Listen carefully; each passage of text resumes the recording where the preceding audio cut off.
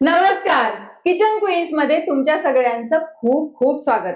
अमृता, पावसाळा म्हटलं की जसं गरमागरम खावंसं वाटतं ना, तसंच गरमागरम काहीतरी प्यावंसंही वाटतं. अगदी खरं मनीषा. पण नेहमी नेहमी तेच चायनीज प्रकारचे सूप किंवा आपण जे डेली रुटीन मध्ये करतो ते सूप पिऊन पिऊन आहे ना खूप बोर होतं बरं का.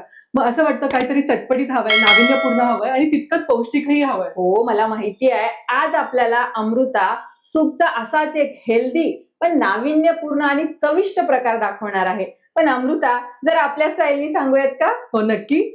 डाएट करायचं असेल तर यात प्रोटीनही आहे, काहीतरी चटपटीत खायचंय तर तेही आहे, पाऊस छान पडतोय, गरमागरम सूप प्यायचंय तर हे सूपही आहे. असं बहुगुणी हरभऱ्याचं सूप लागेल एकदम भारी. अशा मस्त पावसाळी वातावरणात हे गरमागरम सूप करायला घेऊया घरच्या घरी.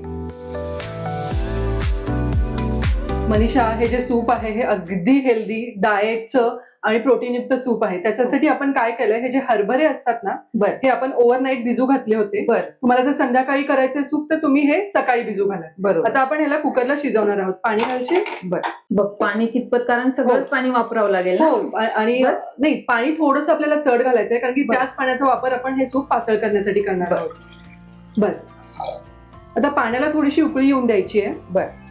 मनीषा, आपलं पाणी छान गरम झालंय. यामध्ये आपल्याला काय करायचंय, साधारण 7 ते 8 मिरी आपण जाडसर वाटून घेतलेली आहे. बर. ती मिरी आपल्याला पाण्यात घालायची आहे. बर. एक 5 ते 6 लसणाच्या पाकळ्या आणि हे जे भिजवून ठेवलेले हरभरे आहेत ते आपण या पाण्यात घालतोय. बर. काळी मिरीनी चव तर वाढते, हो. पण पाचकही आहे. हो, साधारणतः वाटीभर हरभरे वाटीभर असतील ना? हरभरे आहेत हे. पाणी उकळल्यानंतर छान आपण त्याच्यात घातले मिरी पावडर, लसूण आणि जे आपण भिजवून ठेवले होते ते हरभरे. बरोबर. आता याच्यात शिजतानाच आपल्याला थोडंसं मीठ घालायचंय जेणेकरून ते जे हरभरे आहेत हो. त्याला मीठ व्यवस्थित लागेल. अंदाजे मीठ. आणि याला आपल्याला 5 ते 6 शिट्ट्या करून घ्यायच्या. बर.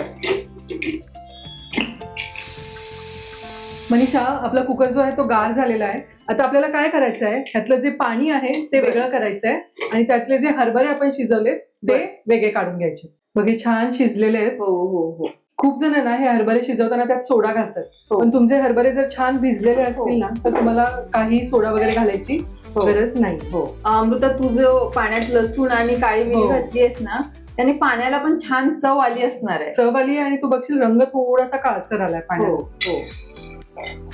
आणि हे जे पाणी आहे ते आपण या कढईमध्ये शिफ्ट करूया. बर.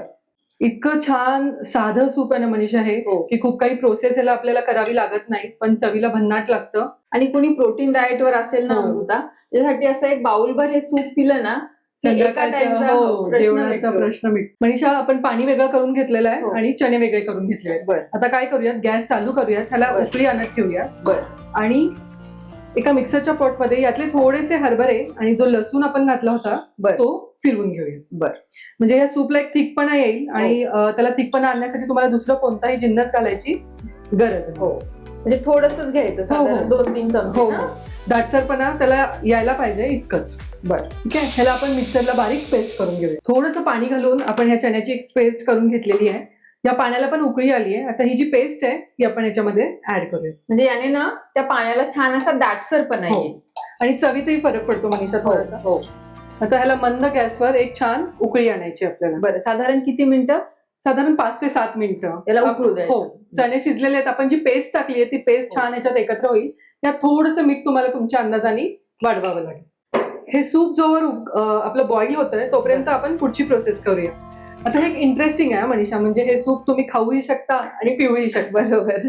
आता हे जे चणे राहिलेले आहेत बॉईल केलेले, त्याच्यामध्ये आपल्याला थोडेसे मसाले ऍड करायचे. मसाले तुम्ही तुमच्या आवडीने तुम्हाला जे हवेत तसे ऍड करू शकता. पण थोडंसं आपल्याला चटपटीत करायचं आहे. बरोबर. म्हणून चाट मसाला, थोडंसं लाल तिखट, थोडासा चटपटीतपणा यायला. लाल तिखट अगदी ऑप्शनल आहे. तुम्हाला जर तिखट नको असेल किंवा तुम्ही मुलांसाठी करताय तर तुम्ही लाल तिखट अवॉइड पण करू शकता. आपण काळी मिरी घातलेली आहे, त्याने बॅलन्स तिखटपणा आपल्या सूपला येतो. हो. हे छान मिक्स करायचंय. सगळे मसाले मिक्स झाले की याच्यात आपल्याला घालायचंय बारीक चिरलेला कांदा, बारीक चिरलेली कोथिंबीर आणि यात आपल्याला पिळायचंय थोडंसं लिंबू. बर. म्हणजे चटपटीतपणा आणखीन वाढेल आणि चवही छान लागेल. हो. आता तू बघशील मनीषा, फक्त सॅलेड म्हणून पण तू हा एक बाउल खाऊ आरामात. शकतेस. तू बघशील मनीषा छान सूप उकळलंय. हो. हे तुम्ही ऍज इट इज असं पण सर्व करू शकता, पण तुम्हाला अजून थोडासा रंग छान हवाय हो. तर ह्यात किंचितची आपण हळद टाकूयात, म्हणजे कलर आणखी छान येईल. अगदी पाव चमचा हळद. हो, थोडासा रंग चेंज हो. झालाय आणि तो दिसायलाही छान छान दिसेल. दिसतो. हो, अगदी प्रोटीन रिच असं हे सूप हो. आहे. आपलं सूप छान उकळून रेडी आहे. आपलं सॅलडही तयार आहे. आपण आता ह्याला सर्व करूयात. ही सर्व करायची पण एक पद्धत इंटरेस्टिंग आहे मनीषा. हे जे सॅलड आपण बनवलंय चण्याचं ते आपण खाली टाकतोय. बरं. ह्याला कोणी चणे म्हणतं, कोणी हरभरे म्हणतं. हो, आम्ही हरभरेच म्हणतो. हो.